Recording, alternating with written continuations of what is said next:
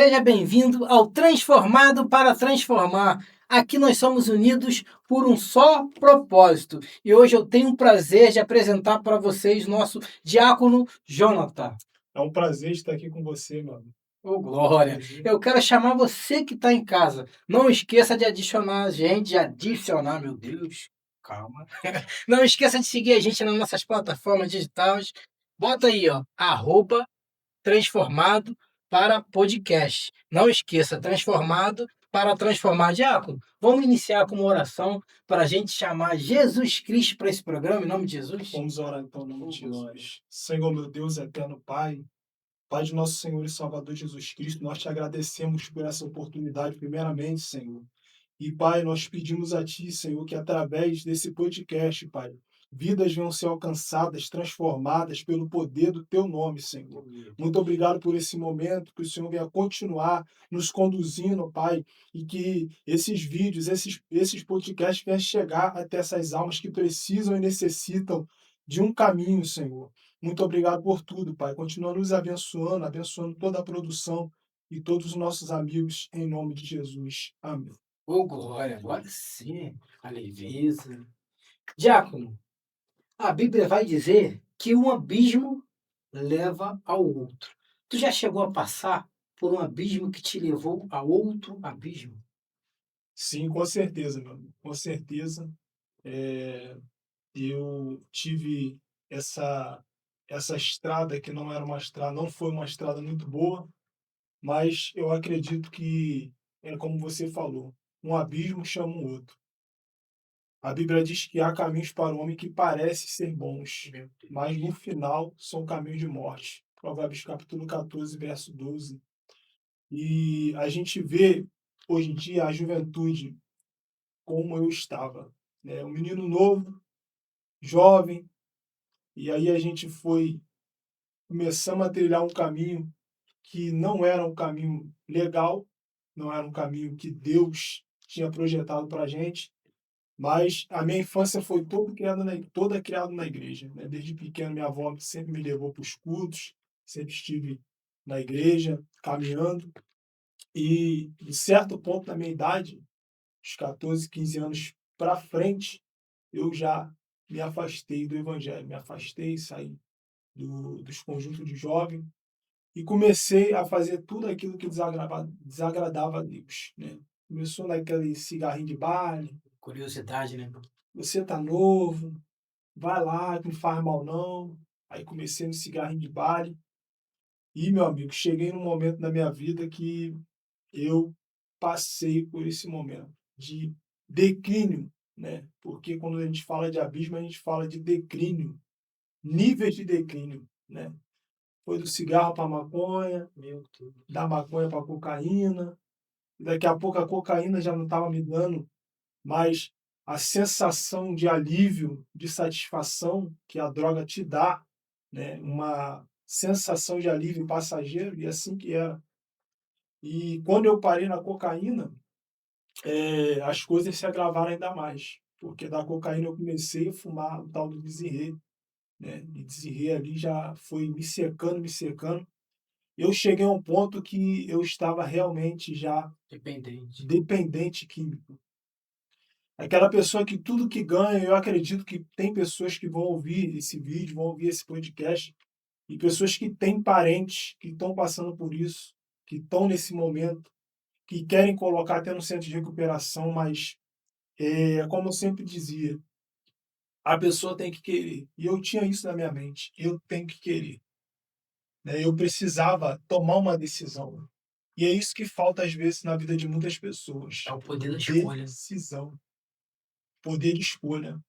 As pessoas não querem perder essa sensação de alívio momentâneo que a droga dá. E quando eu cheguei nesse ápice, nesse momento, eu já estava já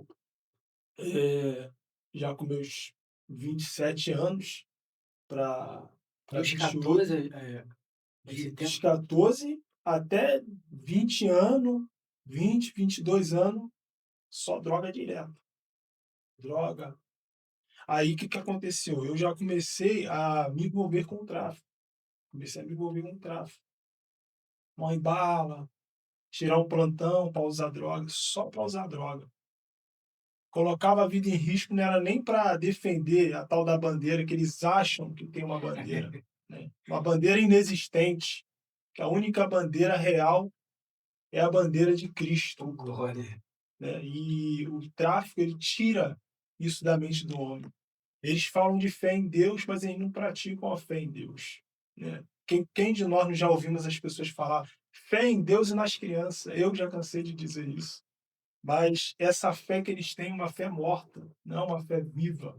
A fé sem obra. A fé sem obra, essa é a fé que todo traficante tem. É uma grande verdade.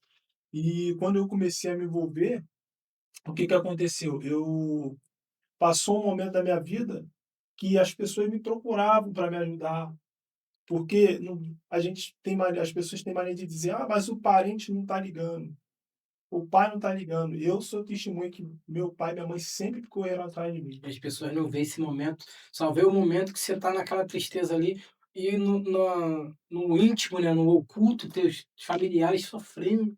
Isso aí, as pessoas não vê a história, o encadear totalmente da história, né? E meu pai sempre quis me trazer para centro de recuperação, ele sempre me procurou, e ele sempre me correu atrás de mim várias vezes dentro da comunidade, mas eu não queria uma mudança. Eu não queria uma Porque mudança. tudo depende da pessoa, né? Isso aí, justamente, tudo depende da pessoa. A pessoa, ela precisa entender uma coisa. Se eu quero viver algo novo de Deus, eu preciso se desfazer do velho. Tem gente querendo viver algo novo, mas ainda não se desfez do velho. E o que é, às vezes, se desfazer do velho? É uma amizade, que Deus já falou para você se afastar. É convites que Deus já falou para você não aceitar. Então, tem pessoas que vivem o mesmo ciclo de declínio. Porque não é um ciclo não é um degrau que você sobe, é um degrau que você desce. E eu vivi nesse degrau. Tive vários amigos, perdi pessoas que eram próximas de mim, inclusive foi um primo meu que eu perdi, dentro dessa vida de tráfico de drogas. E, mas graças a Deus, meu amigo, o que eu tenho a dizer é que a minha família sempre esteve atrás de mim, querendo a minha mudança, querendo a minha reviravolta. E eu passei esse tempo com 25 anos, ainda continuei ainda meio nas doideiras, né? Essa vida que as pessoas pensam que é uma vida de leveza, mas na verdade é uma vida que a cada vez que você vai se aproximando mais das coisas ruins, mais você vai se afastando de Deus, né? E eu estava nesse momento. Quanto mais eu usava droga, quanto mais eu me prostituía, quanto mais eu buscava saciar a vontade da minha carne, mais eu estava descendo o nível. É interessante que eu estou olhando aqui, a gente pega na Bíblia, nos cânticos, vai dizer, né? Apanha-nos as raposinhas e as raposas, que fazem mal às vinhas.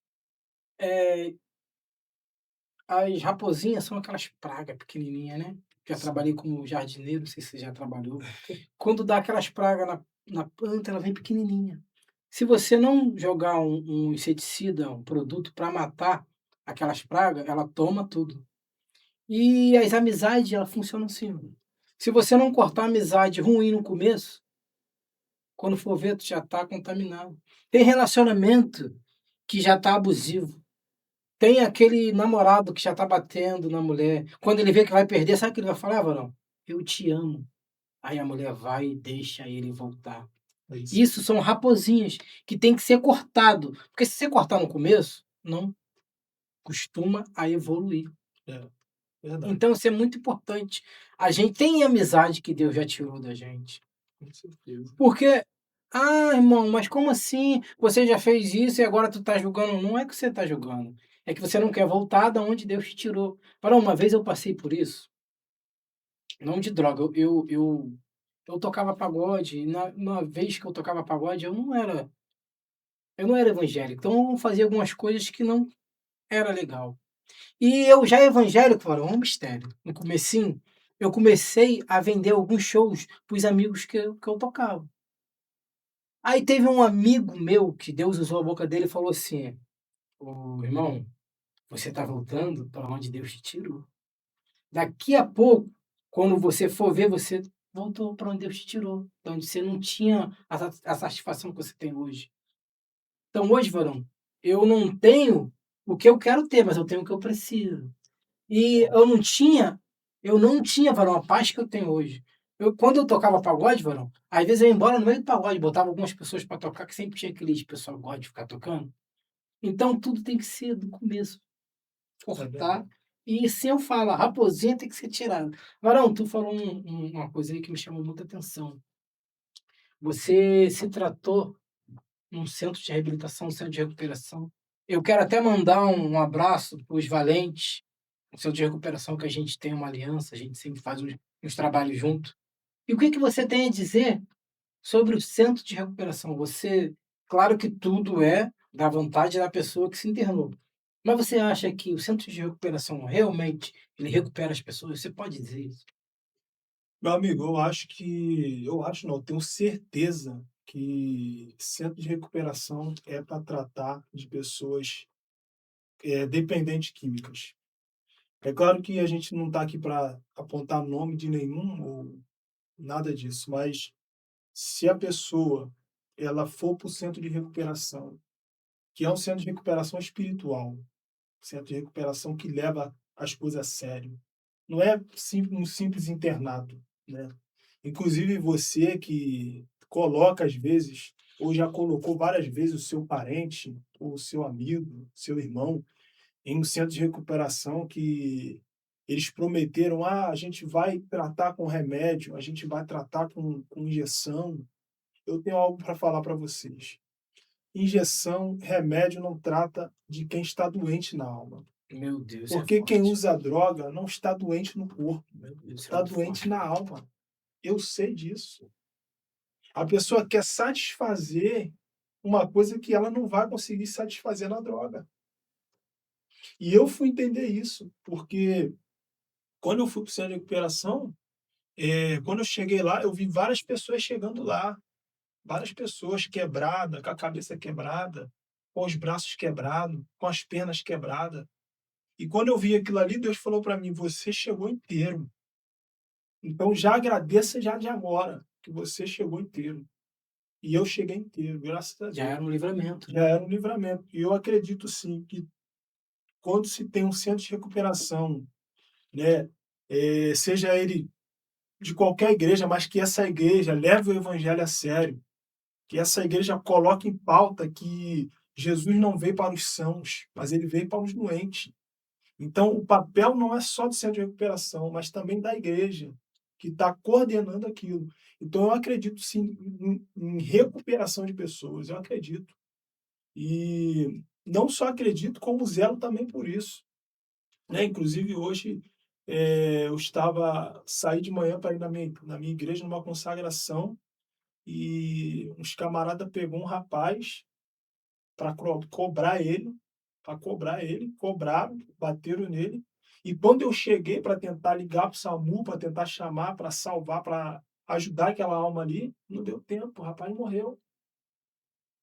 Então você vê que a gente precisa ir para cima. E eu acho que há uma decadência muito grande. Eu vou falar uma grande verdade aqui para as Alertar, né? pessoas acordarem para a vida, gente.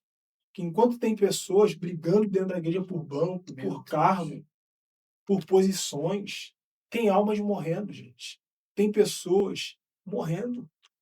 E o tráfico, ele não vai deixar de cobrar, porque o que está neles já é o destruidor. Então, quanto mais pessoas, mais o inimigo puder usar eles, eu estive lá, eu sei como é que é, não se tem pena lá, gente. Então, a a igreja brasileira, os evangélicos precisam dar um basta nisso. A gente precisa sair para as ruas, gente. Chega de ficar brigando por posição, por status, por banco, porque o que está matando o evangelho hoje em dia é isso. As pessoas elas querem posições, elas querem cargo, mas elas não querem dar dito ou fazer o que o cargo pede para que seja feito. Porque Jesus mesmo, ele não ficava só no templo. Não, não. Jesus não ficava. Evangelista, mas não faz evangelismo. Pastor, mas é complicado. Meu Deus, isso é forte demais. Repete pra gente no evangelista. Evangelista que não quer evangelizar. O camarada tem unção de evangelista, tem nome de evangelista, mas não quer evangelizar. Aí você pega um folheto, dá na mão do camarada, o camarada não quer fazer folheto. Ele não quer evangelizar. Mas ele quis a unção de evangelista. É por isso que eu falo. O camarada, ele antes de receber o cargo, ele precisa ser analisado. Porque tem gente que tem cargo, Isso é muito forte. tem gente que tem Meu posição, Deus. tem gente que tem banco, mas não tem cadeira, mas não dá juízo daquilo ali. É a mesma coisa um camarada que ele dirige caminhão, mas tem a carteira de carro. Então, assim, gente, tem coisas que a gente precisa analisar. E eu sou muito verdadeiro em dizer, eu prefiro ser um diácono 10 anos fazendo a obra como tem que ser feita, de que ser um pastor 1 ano acabando com a igreja. Não evangelizando, não fazendo o que Jesus fez. Porque se a igreja, isso é muito forte que o irmão falou. Se a igreja não for no lugar que tem pessoas que não é crente, quem é que vai, gente? Ninguém vai. Aí as pessoas são crentes, quer ficar pregando para crente, que já não está prestando atenção em nada, porque já sabe o que tem que fazer. É isso. E aí nós temos hospitais, nós temos presídio, nós temos as ruas, e está faltando o cristão. Aí sabe o que o seu irmão falou? Muito forte. Aí, enquanto. Deus, isso é de Deus, essa conversa é de Deus. Aí, enquanto tem pessoas morrendo, como o irmão viu hoje, tem gente brigando dentro da igreja porque é a vez de pregar, é a vez da oportunidade. E a rua tá aí, precisando. Irmão, eu sou capelão. Eu tenho o prazer de falar isso, que Deus me capacitou para ser capelão. Eu faço visita religiosa em hospitais. E quando eu vou fazer a visita, velho, eu quase não vejo crente. Dificilmente eu vejo. E você pode ver, mano, a gente pode até convida o irmão para ir um dia com a gente lá. Amém, com certeza. E você vê a falta que aquelas pessoas que estão internadas de Deus, porque não tem quem fale, mano. Nós encontramos, varão, nós encontramos um jovem, na penúltima vez que nós fomos, um jovem que ele estava perdido já, varão. Estava triste, ele estava desejando a morte já. Quando nós começamos, através de Deus, falar sobre Deus para ele, ele aceitou Jesus. Mano. Ele aceitou, ele chorou. Ele falou que ele estava querendo sentir isso, mas não sabia o quê. Porque não tem quem falava. Não tem. Querendo sentir a presença Tem de gente Deus. que quer Deus, mas não sabe como é ter Deus porque não tem quem fale. Você falou algo aí que me abriu algo aqui interessante. O que que acontece? A gente precisa, a igreja precisa se posicionar como quem leva as pessoas até a casa do oleiro. Meu Deus, fala olhando para essa câmera aí, varão, que isso é forte. Porque tem gente que é assim, só tá com você quando tá inteiro. Se quebrar, meu irmão, quebrou, já era. Abandona. Só que quando você lê Jeremias capítulo 18, você vê que o oleiro ele não pegou um novo barro para fazer o vaso que se quebrou. Ele pegou os cacos do mesmo vaso que se quebrou. E tem pessoas que não pode ver ninguém cair. Irmão, o cair Vira logo acusador. vira acusador. Aí sabe o que faz? Desfaz desse caco.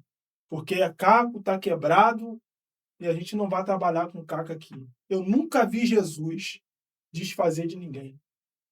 As pessoas gritam por aí, fazem, mas Jesus fez exceção de pessoa lá na casa de Jairo, quando ele mandou só o pai da menina, Pedro, Tiago e João, estar dentro da casa. Jesus não fez exceção de pessoa ali. Jesus tirou da casa, pediu para tirar da casa quem não estava apto para ver o milagre. Porque quem não está apto para ver o seu milagre não tem que estar dentro da sua casa. O nosso problema é que a gente abre porta para todo mundo. Meu Deus. E Deus está dizendo para você, que dentro da sua casa só vai acontecer muita coisa quando você passar a entender que tem pessoas que não têm que estar aí. É a peneira, né? É a peneira. Então você vê, o vaso quebrou, mas o olheiro não se desfez do caco. Nosso problema é esse, que às vezes a gente quer se desfazer das pessoas. Ah, mas está sujo, não vou abraçar, não. Ah, mas tá, não vou apertar a mão, não. Aí o irmão na igreja, que tá cheirosinho, aí todo mundo quer abraçar. Cheio de pecado. Mas quem tá lá fora, isso aqui é muito sério. Quem tá lá fora, fedendo às vezes, não tem uma parte de dente, não tem um desodorante, você não quer abraçar. Mas o pastor você quer abraçar, o bispo você quer abraçar, porque você não quer ele. Você quer a imagem dele. Meu Deus. Mas graças a Deus, irmão, graças a Deus, que a gente tem um Deus que é fiel e Aleluia. um Deus que não se desfaz de capa. Se você quebrou, ah, mas eu quebrei, cara. Eu tenho algo para te falar. Quebrou, continua dentro da casa do oleiro. Porque é melhor estar dentro da casa quebrado do que estar no mundo Achando que tá sendo, inteiro. achando que está inteiro, sendo cargo e sendo pisado. Meu Deus. Porque é isso que o diabo faz. O diabo te joga no mundo, ele vai e você vai ficando ali, ó, vivendo de sensação. E isso aí eu falo não é só para quem está no mundo, não. Tem gente na igreja também que está vivendo por sensação, pensando que o evangelho é a montanha-russa, que uma hora eu estou lá em cima, outra hora eu estou embaixo. Não, meu irmão. Evangelho é linha reta. E se você não está para andar no evangelho, você tem que entender que às vezes Deus vai precisar tratar com você. Deus tratou comigo, Deus tratou com a minha casa, com a minha família. Por quê? Porque eu precisava chegar no nível que Deus queria. E o nosso mal é esse, que a gente quer fazer as coisas da nossa forma. Só que Deus, ele sabe trabalhar. E quando Deus começou a trabalhar na minha vida, eu fui entender que todas as vezes que eu pensava que eu estava pronto, eu não estava. Meu Deus. Porque tem gente que até pensa que está pronto, mas não está ainda. Não foi aprovado, né? Não foi aprovado ainda. Aí eu lembro do Salmo 119, verso 83, que o salmista diz: Eu já me assemelho a um odre na fumaça, mas eu não me esqueço dos seus estatutos. Ou seja, o salmista está se comparando como um odre na fumaça, alguém que está na fumaça no preparo. Porque odre, vou rapidinho falar um pouco do contexto histórico aqui. Fica à vontade. Odre, ele era feito como? O judeu pegava um animal, cortava a cabeça desse animal, tirava as quatro patas desse animal, abria a barriga desse animal e tirava toda a carne. Porque quem quer ser odre não pode ser carnal. Vambora. Então, ele arrancava toda a carne. Só que tem coisa que o judeu não consegue com a mão. Aí o que que ele fazia? Ele ia até a sua janela na sua casa, acendia uma fogueira e pendurava o odre. Quem está pendurando o odre, está pendurando com propósito. Ele está dizendo para o odre: aquilo que eu não tirei com a mão, a fumaça vai tirar. Meu Deus. Assim que o salmista ele estava se comparando ao odre, porque é assim que ele estava se sentindo. Eu estou na fumaça, ninguém me liga, ninguém me procura, mas eu estou aqui com propósito. Deus vai me tirar daqui uma hora. E você tem que entender isso, que às vezes nem sempre todo mundo vai te procurar, nem sempre todo mundo vai te ligar. Mas você tem que entender uma coisa: se você tem Deus, você tem tudo. Porque é o Deus que te colocou nessa fumaça, irmão, uma hora ele vai te tirar. Meu Deus, que forte isso aí. Eu fiquei na fumaça 3 meses. Eu fiquei dentro do seu centro de recuperação 3 meses. E as pessoas que olhavam para mim, que quando me viu sair da comunidade, elas pensavam que eu não ia mudar. Porque a capa, o que estava fora, dizia isso. Esse cara não tem mais jeito. Aí Deus já tinha um trabalho já tremendo na tua vida. Quem olhava por fora dizia, não tem mais solução. Só que quem estava formando o odre sabia, eu vou botar ele lá numa garça, na fumaça e vou tratar nele. A fumaça, isso aqui é muito interessante, porque a fumaça que sai da fogueira, ela não sai da fogueira para acumular dentro da casa, mas ela sai para sair pela janela. Então a intenção do judeu é: não vou acumular fumaça, porque eu acumular fumaça não vou trazer rigidez ao couro do odre. Então a fumaça tinha que sair pela janela e passar pelo odre. Tinha uns mistérios, né? Quando ela passava pelo odre, o que que ela fazia? Ela tirava todo resquício de carne, que o judeu não conseguia tirar com a mão, e dava rigidez ao couro do odre. Foi por isso que Jesus falou que não era bom colocar vinho novo em odre velho. Aí eu volto naquilo que eu Pegou? disse. Você precisa se desfazer do velho, gente. É momento de viver algo novo. É momento de trilhar novas estradas, É sem olhar para trás para sem não olhar para virar trás. estátua de sal. Tem gente que ainda não conseguiu compreender a plenitude disso. Aí o que, que a pessoa fica vivendo? Fica vivendo uma vida estagnada. Porque ela mesma não se libera. Porque tem gente que está pensando que Deus vai mandar um anjo descer lá de cima e te pegar pela mão e te levar. Não. Você precisa tomar uma atitude. Tira o velho para Deus trabalhar e trazer o novo para sua vida. Você precisa fazer isso. Falando de tirar o velho, poxa, é lindo que você falou agora. Você que está em casa precisa entender, não adianta viver o novo pensando no velho. Esse eu peguei esse mistério aí. Diácono, hoje quando você chega na comunidade que você viveu naquele lamaçal, como que é para as pessoas hoje? Como que você se sente também para você? Olha, eu vou te falar, meu amigo, é uma responsabilidade muito grande, primeiramente. Porque não é só sobre subir lá de novo, né? Até porque eu preciso ir lá, né? Minha mãe mora lá, meus parentes moram lá, todo mundo da minha família mora lá. E, assim, é primeiramente uma responsabilidade que eu digo, porque as pessoas, elas já me veem como referência ali. Então, toda vez que eu subo ali, as pessoas me procuram, as pessoas querem falar comigo, as pessoas querem saber como é que eu tô, né? Até porque, por mais que elas me acompanhem pelas redes sociais, as pessoas elas querem se aproximar, entendeu? Inclusive, graças a Deus, teve pessoas que, através do meu testemunho lá, amigos até meus mesmo lá, que largaram tudo, Oh, glória, festa no aceitaram céu. Jesus também, estão no caminho de Cristo.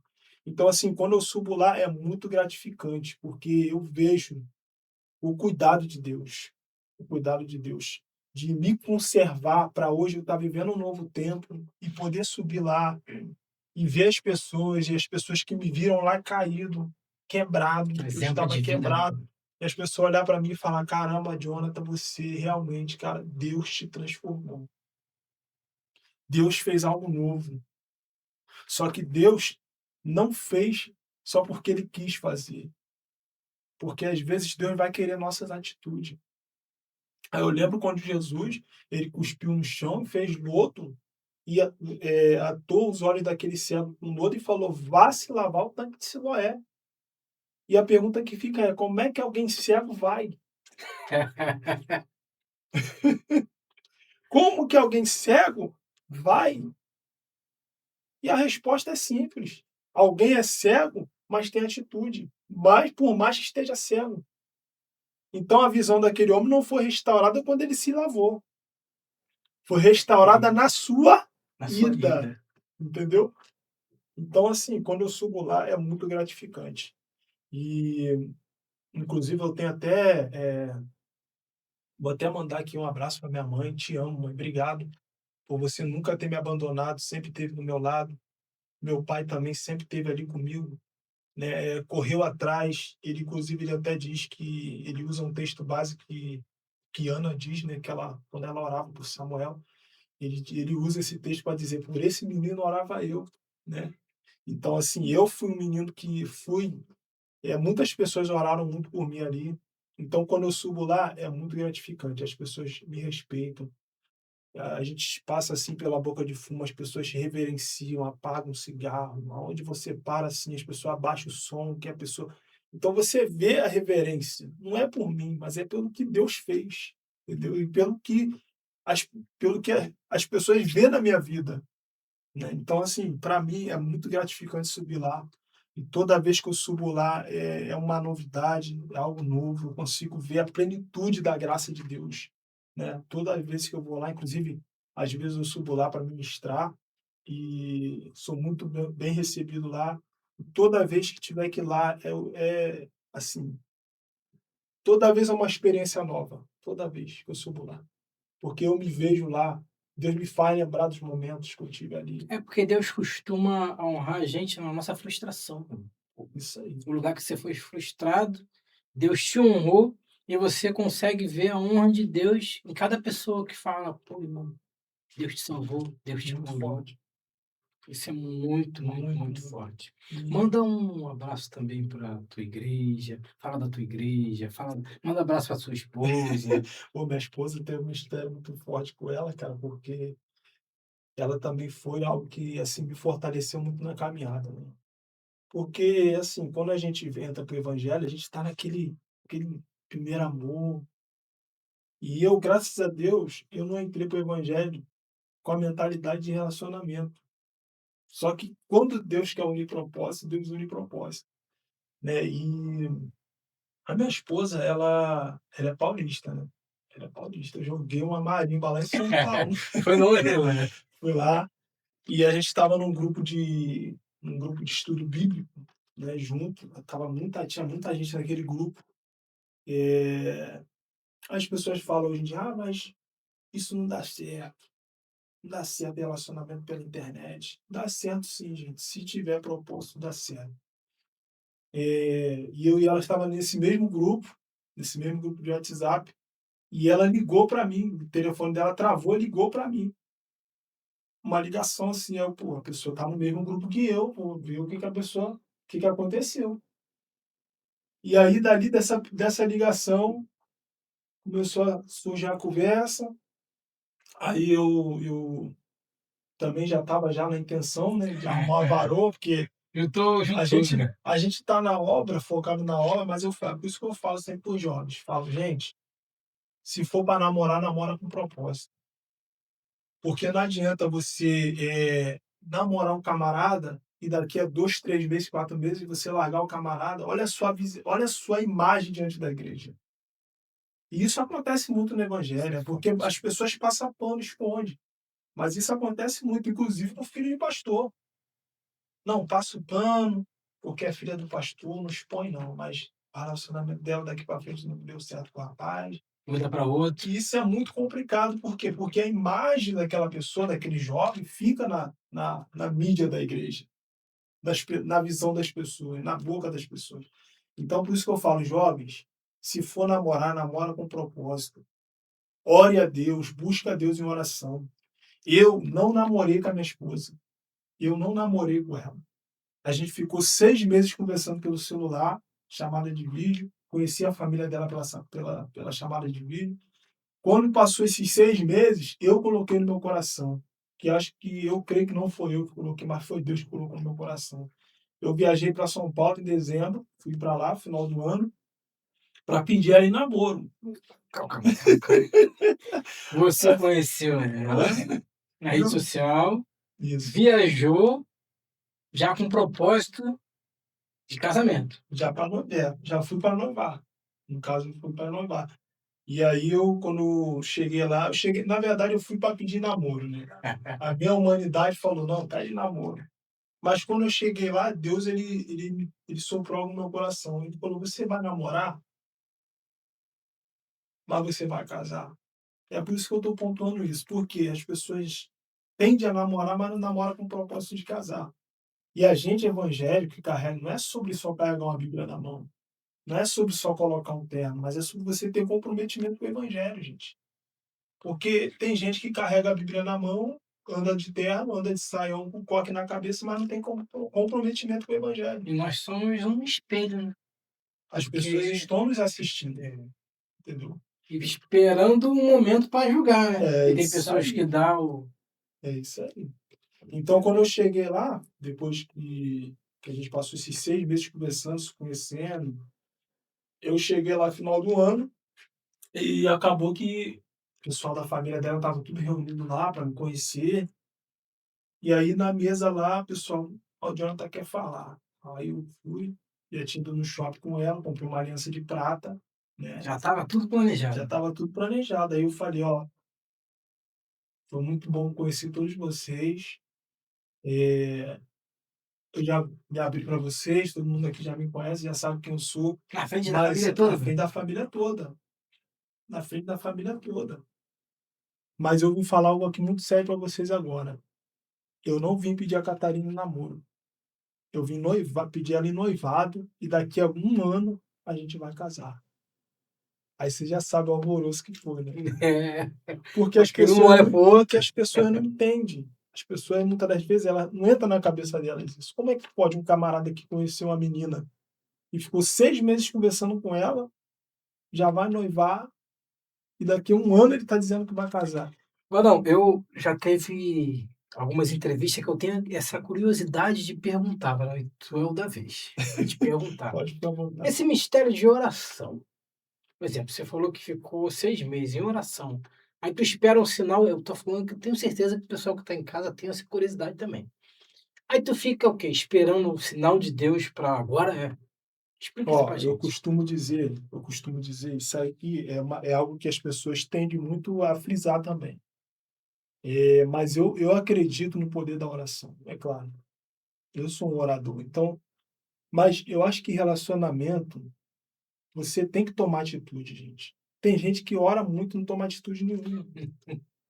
Aí o que que acontece? Aí Chegou onde eu fica queria. 6 meses orando, faz a oração de Daniel, aí vai lá, ora, ora, ora, mas não toma atitude.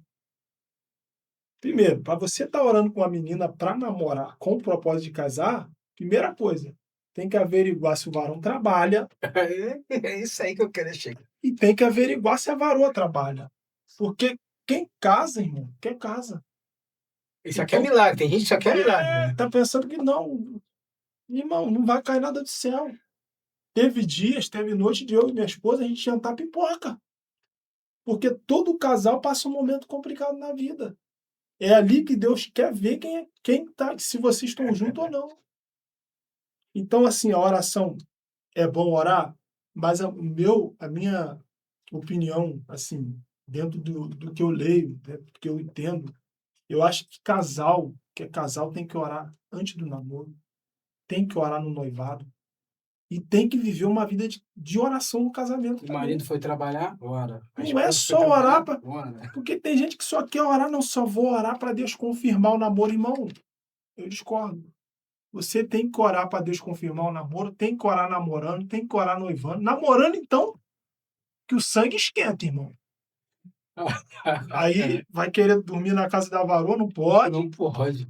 tem que tomar cuidado, que senão a carne. É por isso que Jesus falou. A carne é fraca, ou melhor, o espírito está pronto. Praticamente Jesus no original está dizendo, resistir à tentação é fácil, mas querer resistir ela que é o difícil. Então, assim, eu acho que todo casal, namorado, noivo, casado já, você precisa ter uma vida de oração com seu companheiro e com a sua companheira. Porque não é só sobre orar para namorar.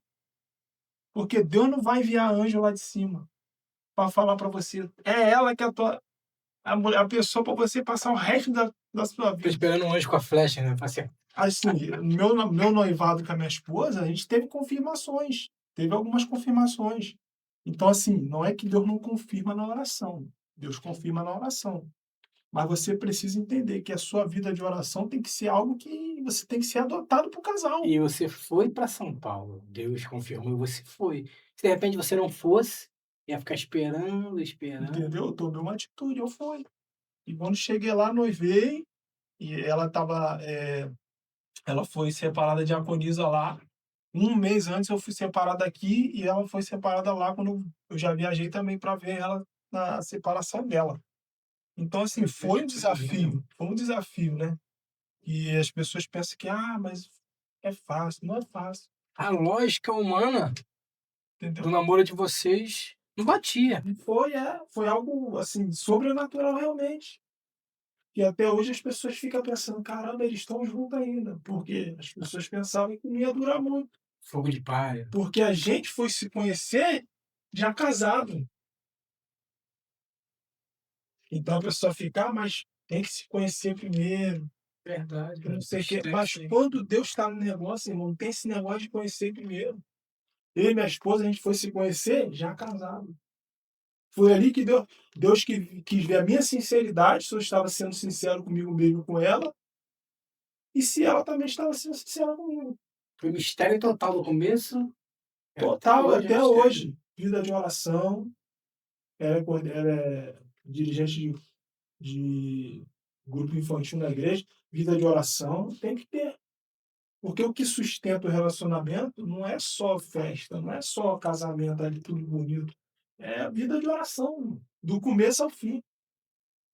Então, assim, graças a Deus, ela me apoia meu ministério, louva a Deus pela vida dela. Te amo, minha filha, ó, te amo. Deus abençoe. Deixa Minha companheira, que tem me acompanhado aí dentro desses anos, graças a Deus.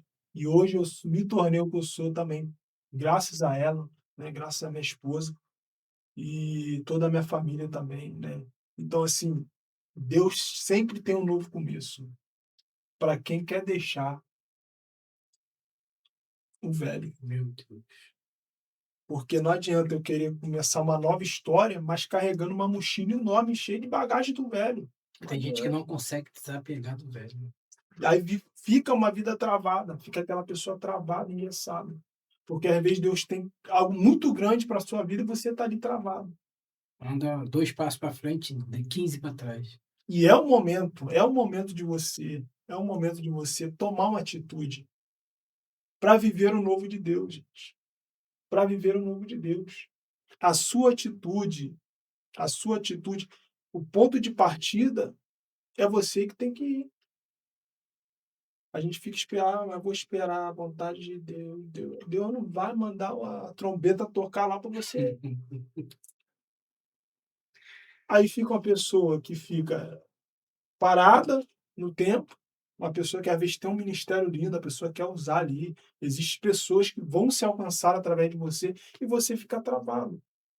Então, assim, graças a Deus, a minha esposa, todo o meu ministério são meus apoiadores, né? São meus apoiadores. Eu tenho certeza que a pessoa que é líder, tipo assim, como eu sou pastor da minha esposa, eu sou líder dela. E eu acho que todo líder, ele tem que potencializar. Só que a gente vê hoje em dia no evangelho um declínio total, porque tem pessoas que não têm coragem de ensinar, não querem ensinar, porque elas não querem perder o quê? A cadeira. Meu Deus. Então não vou ensinar porque ele já tem um potencial. Eu não vou ensinar ele Senão ele porque vai ele passar pode o meu tomar minha lugar. cara. E isso é muito complicado. Tá acontecendo muito isso, né? Muito, muito demais. Pessoas travando o ministério, travando o diácono de pregar, travando o obreiro de pregar. Às vezes o camarada está ali com uma palavra, não dá uma oportunidade.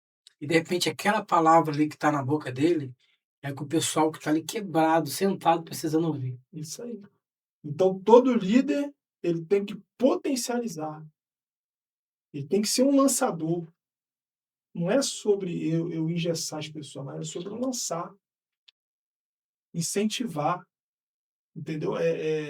Fazer com que a pessoa entenda que eu estou ali não é para ensinar ela para ela ficar ali, mas é para ela expandir, entendeu? Então, assim, graças a Deus lá em casa, a minha esposa me apoia, eu apoio ela Aleluia. e a gente vai seguindo. Vamos fazer 4 anos de casado, um casamento que aos olhos do homem, o homem dizia que não ia para frente. Mas quando Deus tem propósito, quando Deus tem uma chamada, quando Deus tem algo para realizar, Ele vai realizar. Então, feche os seus ouvidos para as vozes. É muitas vozes. E abre os seus ouvidos para a voz, que é a palavra de Deus. E a palavra de Deus é ela que sustenta o casamento, é ela que sustenta o ministério. Sem a palavra de Deus, a gente não caminha. Você acha que foi fácil para o Jonathan ficar 3 meses no centro de recuperação? Inclusive, lá dentro, quando se passou 2 meses e pouquinho, eu comecei a murmurar e reclamar com Deus por causa que a comida lá não era boa. Só que Deus falou para mim: "Isso aí é para você dar valor aos almoços de domingo que sua mãe fazia e você Meu nunca Deus. comia, porque a sua cara estava cheia de cocaína". Então lá dentro eu senti falta do colinho da mamãe, lá dentro eu senti falta do almoço de domingo, só que Deus estava me moendo lá. Para muito importante, como eu falei que a gente tem uma aliança com o centro de recuperação, uma vez eu conversando com um rapaz de centro de recuperação, sabe o que ele falou? O que que o que que ajudava ele a querer sair do centro de recuperação? Ele falou que tinha um banheiro lá, mano, que era o banheiro que ele olhava todo dia e ele botava na cabeça dele: "Pô, eu não mereço esse banheiro". Tinha vários banheiros, tinha um banheiro bom, mas aquele banheiro, pelo que eu entendi, que foi várias pessoas que falaram, aquele banheiro era o banheiro que trazia a realidade da vida dele. Porque na Uhum. casa dele tinha um banheiro bom, mas tinha aquele banheiro que ele usava aquele banheiro para orar. Mas ele viu o cenário daquele banheiro que ajudou a tirar ele desse centro de recuperação. Meu Deus, Então tem gente que Deus faz passar algumas situações para entender que o que tinha era muito bom. é verdade, Isso é muito importante. é verdade, isso aí é uma realidade. Então, assim, as pessoas precisam passar, por esses momentos. Tem gente que não entende, as pessoas às vezes querem ditar o final, falar que já é o fim, como já tentaram várias vezes.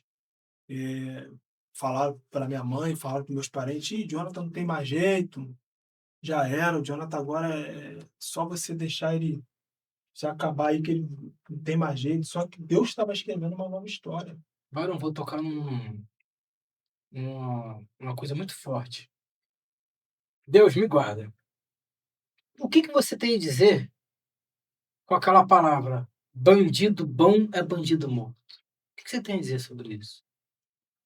Olha, eu acho que esse jargão, vou dizer que isso aí é um jargão, né, jargão muito dito aí por pessoas que são, da nossa questão aí política, isso tudo, mas eu acho que isso aí é coisa que um homem fala, mas realmente não é o homem que está falando. Porque se você for olhar pela lógica, Barrabás também era bandido, a cruz era dele. Só que Jesus fez totalmente diferente. Jesus tomou sobre ele a cruz que era de Barrabás. Então, se bandido bom é bandido morto, Barrabás tinha que morrer. Meu Só que se Barrabás morre naquela cruz, hoje não ia ter bandido bom nem bandido ruim. Ele tem um propósito, né? Não ia ter o propósito, não ia ter o caminho para a salvação. Então, assim, eu acho que eu discordo dessa falácia. Eu discordo porque, se fosse levar por esse lado, tinha muita gente aí Tinha ido embora há já muito tinha ido tempo. embora, mas Deus com a graça dele, eu sou um que já tinha ido, mas Deus com a graça dele, ele tira totalmente a lógica do homem. Então você vê que Barrabás é filho do Aba, o significado. Filho do Aba. Era como se Deus estivesse trocando um filho por outro. Um filho por outro filho. Um filho santo, limpo, que não tinha pecado, que não tinha erro, não matou ninguém. Um filho que não andou de fuzil, Meu Deus. não vendeu droga para ninguém, não acabou com a família de ninguém, mas morreu em nosso lugar. Porque Barrabás era eu e Barrabás era você. Todos nós éramos Barrabás. Então você vê que Jesus ele veio para contrariar a lógica humana. Porque enquanto o homem está dizendo que vai morrer, que precisa acabar, que precisa. Deus muda. Deus muda. Deus muda totalmente a lógica. Inclusive, tem coisas que hoje eu falo disso diante de Deus, diante, né, da autoridade que Deus tem me dado. Tem muitas pessoas que ainda não morreu porque a igreja de Cristo está na terra. O nosso governo não é pior porque a igreja de Cristo está na terra. Isso é forte demais, mano. A nossa polícia não é pior porque a igreja de Cristo está na terra, não é porque tem homem bom. Jesus mesmo disse: não diz que eu sou bom, só há um bom, que é Deus. Então, assim, a sociedade em si, de modo geral, estou dizendo aqui de modo geral, precisa entender isso, porque era para estar pior, gente. Você acha que o Brasil está ruim? Não está ruim, gente, porque era para estar pior. Só que não está pior porque ainda tem uma igreja que ora, Oh, glória, ainda tem aleluia. uma igreja que jejua, Meu Deus, até arrepio. ainda tem uma igreja que se importa com as almas de verdade. Então, assim, era para estar pior, mas Cristo, com a graça dele, através da sua igreja, que é o espelho de Cristo, não deixa que fique pior. Meu Deus. A gente não tem guerra no Brasil. Fome tem em todo lugar. Tráfico tem em todo lugar. Só que se Deus não tivesse agraciado o Brasil com a igreja dele aqui, estaria muito pior. Verdade. Estaria muito pior. Diácono, tem uma pergunta que vai ser essa primeira pergunta no podcast, que é muito interessante e tem muito debate sobre isso. E nós estamos num ano político. O que você acha da política na igreja? Olha, cara, a política, ela. A primeira coisa que a gente tem que entender, que a Bíblia já fala de política. A Bíblia, ela fala que toda autoridade constituída, ela é constituída por Deus. Então, assim, eu acho que o respeito a gente precisa dar. A gente precisa dar, só que a igreja não tem que se espelhar na política. A igreja precisa se espelhar em Cristo. Cristo foi além da política. Ou tu acha que Cristo ficava pedindo opinião para sumo sacerdote? Ele era o próprio Deus na terra. Então, assim, a minha opinião é que a gente não deve se espelhar na política. A gente precisa respeitar as autoridades, mas se espelhar. Mas eu digo assim, tem algumas igrejas que traz algum político. Ah, você quer fulano de tal, o que você acha sobre essa posição dessas igrejas trazer os políticos? De colocar um político ali em cima. É, Eu acho assim, ó, o camarada é político, certo? certo. Só que ele é político, ele tem que entender aonde que ele é um político. Dentro do Planalto. Ali é o lugar dele exercer o que ele é, político. Só que dentro da igreja, um camarada subir no altar para falar de política, eu discordo. Vou piorar um pouquinho. O que acontece? O que você acha da igreja pedir favor a político? Vamos aqui, eu nunca falei isso, mas vou falar e Deus me guarde. Meu Deus. O que acontece? A gente sabe que no ano político aparece aqueles deputado prometendo várias coisas. E se a gente parar para ver, na política, a maioria que tem dentro da política não trabalha com o povo evangélico. Pode ver que a maioria das leis que eles estão querendo mudar é para mudar Sim. a lei que a Bíblia pratica. E o que você acha sobre. Você acha que daria para a igreja e a política andar juntos sem botar no altar? Eu acho que, assim, o que acontece hoje em dia? Hoje em dia as pessoas, elas estão muito levando as coisas tudo na amizade. Inclusive elas estão modificando ou tentando modificar o evangelho, trazer um evangelho de forma nova para socializar as amizades. E o que acontece dentro da política e a igreja é isso.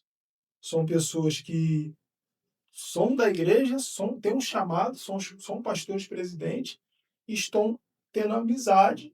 Não é que não tenha que ter, mas eu acho que Com o propósito errado. evangelho precisa andar dentro dos parâmetros bíblicos.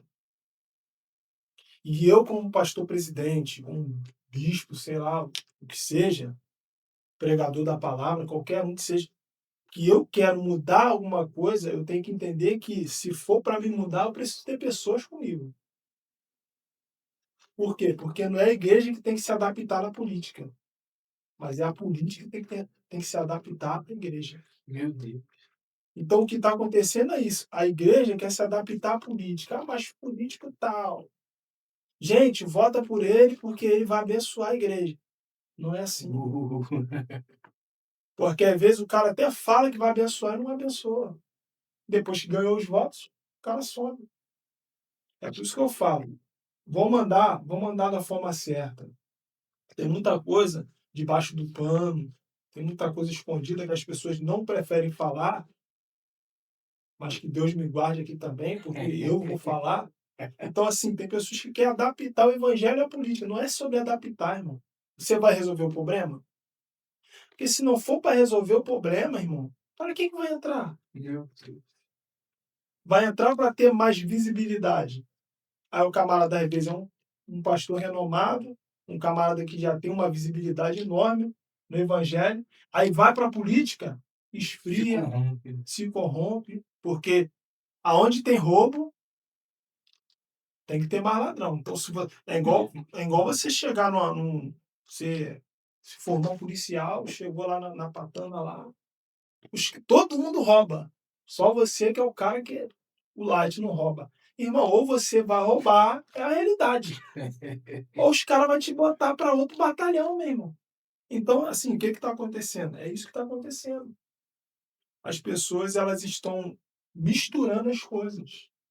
Aí tá se manifestando o evangelho de fariseu.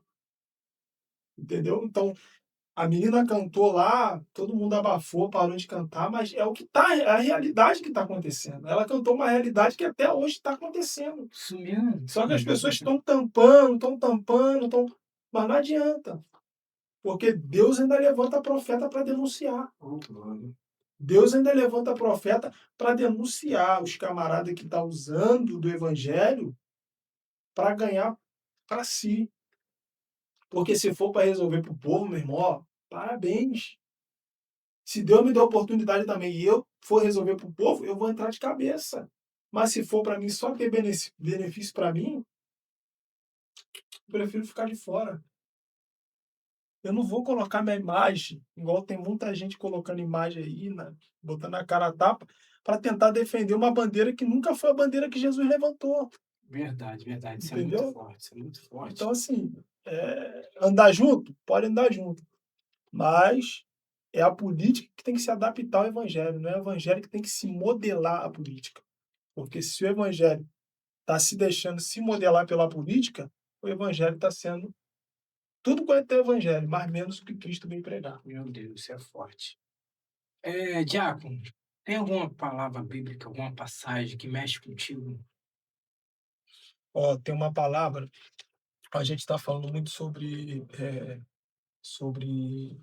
questões sociais, e tem uma palavra que fala muito comigo no livro de Jó. Jó fala assim: pesa-me em balanças sinceras, ou pesa-me em balanças fiéis e verás a minha sinceridade. Ou seja, a gente precisa fazer como Jó, porque tem gente que já perdeu a sinceridade no evangelho há muito tempo. Então, todas as vezes que eu vou ministrar, que recebo um convite, eu falo, Senhor, pesa-me em balanças fiéis. O Senhor vê a minha sinceridade. E se não tiver sinceridade, me afasto do altar. Porque tem gente vivendo no altar, pensando que o altar ah, vou lá pregar, porque o camarada pregava para a igreja só para a igreja pequenininha. Só que Deus exaltou um pouquinho e já só quer pregar só em congresso grande. Meu Deus. Ou seja, ele não está sendo fiel ao chamado. Porque quem tem chamado não só vai onde quer. Ou melhor, quem tem chamado não vai onde quer. O profeta Ezequiel, ele foi levado para o vale de ossos secos, a mão do Senhor pegou ele e levou ele. Então quem tem chamado, quem é profeta, não vai onde quer. Quem é profeta vai aonde a mão leva. Então, assim, eu pego esses textos como referência para mim, e eu sempre falo para Deus, Senhor, se eu se vangloriar alguma vez, se eu me exaltar alguma vez, me abata. Porque não é só sobre estar no altar, gente, pregando. Tem muitos pregadores por aí, muitos que eu respeito, mas tem gente que já perdeu a essência há muito tempo. Só tá para bater, é como bater ponto, é como bater ponto. Porque a igreja que é pequenininha, que não dá uma oferta boa, o camarada não quer ir. Meu Deus. Mas uma igreja que dá uma oferta boa, o camarada quer ir. Então ele está sendo fiel à palavra que ele prega? Não está. Então, assim, eu tenho essa preocupação, como pregador da palavra, eu tenho essa preocupação de que Deus não deixe eu perder a minha essência. Porque tem gente que já perdeu a essência há muito tempo. Só a casca por fora, parece que tá inteiro, mas não tá quebrado. Então, assim, profeta não se manda. A gente não se manda. Profeta não modifica a mensagem para agradar ninguém.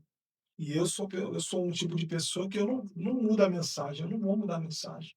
Ah, mas você vai pregar numa igreja grande, se o pastor editar uma mensagem para você, eu vou pregar a mensagem lá.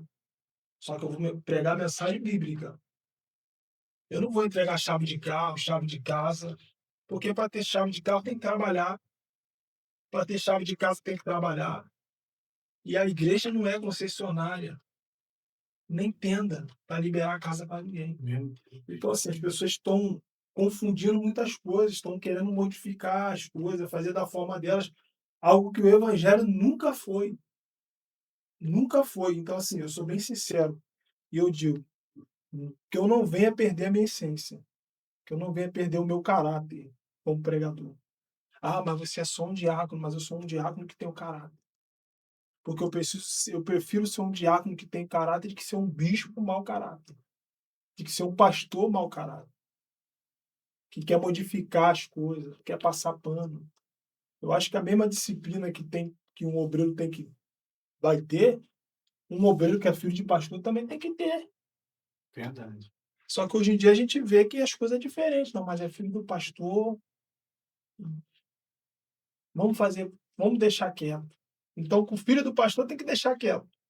E com o obreirozinho que chegou lá, lava o banheiro da igreja, Faz a obra faz correta. a obra, tem que disciplinar, tem que. Entendeu? Então, assim, eu não vou perder minha essência. E eu quero deixar um recado para você, pregador, também. Não perca a sua essência. Você que anda na sinceridade com Deus, você que está trilhando nesse caminho. Tem gente que já é itinerante. Eu sei que existe amigos meus aqui que são itinerantes. Não perca a essência. Não deixa as coisas, os pratos. Que prato vai chegar, irmão? Que mais chega, né? Prato vai chegar, irmão. Prato para você se beneficiar e não beneficiar o evangelho. Aí eu gosto do que Paulo disse em Filipenses capítulo 2, quando ele diz: Irmãos de Filipenses, eu quero que vocês saibam que tudo que me aconteceu contribuiu para o evangelho. Paulo estava dizendo para eles que o açoite contribui para o evangelho, as prisões contribuem para o evangelho. Passou fome, Paulo passou fome. Ele falou que contribuiu para o evangelho. Tudo que ele passou. Porque Paulo entendeu, o evangelho não vai trazer só alegria. E o mal de algumas pessoas é achar que vai levantar a mão para Jesus e meus problemas acabaram. Não. Aí que vai ter problemas, irmão. Só que Paulo disse, ó, vocês precisam saber. Por quê? Porque toda a guarda pretoriana, todos os romanos estavam ouvindo o evangelho através de Paulo, mesmo ele estando preso. E ele disse mais, e os meus irmãos, nossos irmãos na fé, estão tomando ânimo para pregar ainda mais a palavra. Então, através das prisões de Paulo, pessoas que estavam acanhadas, que não queriam pregar, estavam passando a pregar. Então você vê que olha só a diferença do evangelho, olha só a diferença do nível que nós estamos hoje, a decadência que a gente está hoje, de pessoas que não querem ter comprometimento com a obra de Deus. Só que é o Pessoas que só benefício, quer né? bater carteira. Vou lá porque o pastor. Parece que pastor é Deus da igreja. Meu Deus. Porque existe pastores que estão se colocando como deuses da igreja. Aquela cadeira lá é minha. E ninguém mais. Se eu ver sentando lá, irmão, Deus coloca e Deus que tira, irmão. Verdade. Diácono, deixa eu te fazer uma pergunta. Na realidade, quando você entendeu que Deus tinha um chamado como pregador para sua vida, você chegou a sentir um filme, a lembrar do filme que você passou? Filme na cabeça, dos cenários que você passou, das coisas que você passava? No teu primeiro dia, eu queria entrar nesse mistério aqui. No teu primeiro dia de pregar, depois que você se converteu, passou um filme na tua cabeça? Passou, passou com certeza, mano. Com certeza eu lembrei de muitas coisas e quando na minha primeira ministração, que eu lembro até hoje, que foi no livro de Ruth, quando eu falei sobre sair do lugar do alimento, né, que era a casa do pão, né, eles saíram da casa do pão, desceram para Moabe e eu lembrei muito, quando eu preguei sobre isso, eu lembrei muito da minha trajetória, que eu vivia na casa do pão. Minha avó sempre me levou para o caminho certo. Isso é forte. Eu vivia no lugar que Deus tinha preparado para mim. Só que quando as coisas começou a apertar, eu comecei a tentar buscar, alívio e satisfação em coisas que Deus não queria. Então, da mesma forma que Elimeleque e sua esposa Noemi, seus 2 filhos Malom e Quilion desceram para Moabe, eu também desci. Então, quando eu preguei sobre essa mensagem, eu me lembro até hoje que inclusive até 2 jovens aceitaram Jesus na minha primeira pregação, com misericórdia, eu ganhei 2 almas para Jesus e aquilo ali me mexeu muito comigo, porque eu vi que Fortaleceu, era né? fortaleceu ainda mais meu ministério, meu chamado, porque eu vi que eu precisava pregar mais, eu precisava me dedicar mais, ler mais a Bíblia, buscar mais, né, porque todo obreiro tem que se preparar. Todo obreiro, na verdade, não tem que se preparar, tem que estar preparado. Porque tem gente que procura espera a oportunidade chegar para se preparar. Só que o sábio dizia que não é sobre esperar a oportunidade chegar para se preparar, mas é estar preparado para a Com Davi. oportunidade, entendeu? Então, assim, quando eu preguei sobre isso, quando eu falei sobre isso, que eu falei que existem pessoas que estão saindo da terra do pão, tá saindo de Belém, tá saindo do lugar, do endereço da bênção, e tá indo para Moabe, terra estranha, terra maldita. E, assim, eu senti um impacto nessa mensagem que eu vi que realmente Deus tinha falado comigo, filho, eu te trouxe de volta para a casa do pão. Você perdeu bastante coisa. Você perdeu um pouco da sua saúde, Meu Deus. você perdeu um pouco dos seus amigos, porque eu precisei tirar de você. Você não entendeu. Para você era perda, mas para mim era ganho, porque eu estava te ganhando para mim de novo. Meu Deus. E toda vez que Deus for trabalhar no coração de alguém, na vida de alguém, Deus vai tirar. Deus vai tirar. Diácono, você falando sobre a casa de pão, sobre ter voltado, olhando para essa câmera aqui, para aquela família que tem um dependente químico, que tem aquela pessoa que é viciada em álcool, o que que você falaria para essa família sobre ter essa pessoa dentro de sua família? Qual o conselho que você daria para eles? E um conselho para a pessoa também que é usuária. Ó, meu conselho que eu deixo para vocês, meu conselho que eu deixo para, primeiramente, para os familiares, é que todo mundo merece uma oportunidade. Todo mundo, todos nós, na verdade, queremos oportunidade. E nós também temos que dar a oportunidade. Quem quer oportunidade também tem que se dar a oportunidade. Porque, como eu falei, você precisa esquecer o que passou. Então, assim, meu conselho para a família é: não abandona, não abandona. Porque a pior coisa da vida é quando a família abandona. Tem gente que não voltou para casa ontem, tem gente que não voltou para casa hoje, tem gente que nunca mais pisou em casa porque foram abandonadas. Então, o papel da família não é abandonar. Então, o meu conselho para você, família, para você, pai, para você, mãe, não não esqueça, não deixa o seu filho de lado. Não abandone o seu filho. Ah, mas Jonathan, você não sabe o que eu estou passando. mas eu sei o que minha mãe passou. E eu falo para você, não abandona, não abandona, não deixa de lado, não abra mão, porque filho é herança do Senhor. Então seu filho pode ter 20, 30 anos, 40 anos, tá no mundo da droga, tá no mundo do tráfico, tá na bebida, não abandona. Continua perseverando, ore a Deus, busque a Deus, para que Deus venha restaurar, né, essa alegria dele ter o pai e a mãe de novo, porque a droga tira o cara do laço familiar. E você que é usuário também, você que é usuário, se dê oportunidade, se dê oportunidade. Deus mudou a minha vida e Deus também pode mudar a sua vida. A Bíblia diz em Lucas 1,37 que para Deus nada é impossível. Então, de repente, você que é usuário está pensando, pô, mas eu já estou no ápice.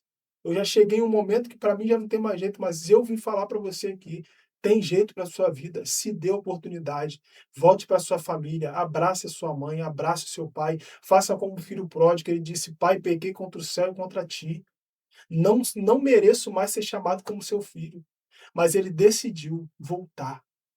A Bíblia diz que ele caiu em si, e cair em si aqui é perspectiva da mente. Ele mentalizou aquilo que ele via lá atrás. Que ele tinha comida na casa do pai, que ele tinha tudo. E às vezes você que está usando droga, usuário de droga, você que está no tráfico, você tem tudo. Você está perdendo tudo que você tem, achando que está ganhando. Porque é isso que o diabo faz. Ele te dá uma falsa sensação de alegria, uma falsa sensação de satisfação na vida, só que você está perdendo. Então não deixe de voltar quando tudo estiver se desmoronando. Aproveita essa oportunidade, você que está inteiro, aproveita, volte inteiro, porque o seu pai e sua mãe te amam. Aleluia, aleluia. Diácono, nós estamos chegando ao fim de mais um podcast. Eu quero te agradecer por ter acreditado nesse programa. Eu tenho certeza que Deus vai soprar, já está soprando seu nome em em vários lugares, e que Deus continue honrando a sua família, que a sua boca continue falando algo que Deus projetou para a sua vida. E muito obrigado. Amém. Obrigado você, meu amigo. Tamo junto. Gente, você que está em casa, não esqueça de botar @transformado para podcast. Esse é o nosso podcast Transformado para Transformar. Muito obrigado por estar com a gente até agora. Fique com Deus. Obrigado.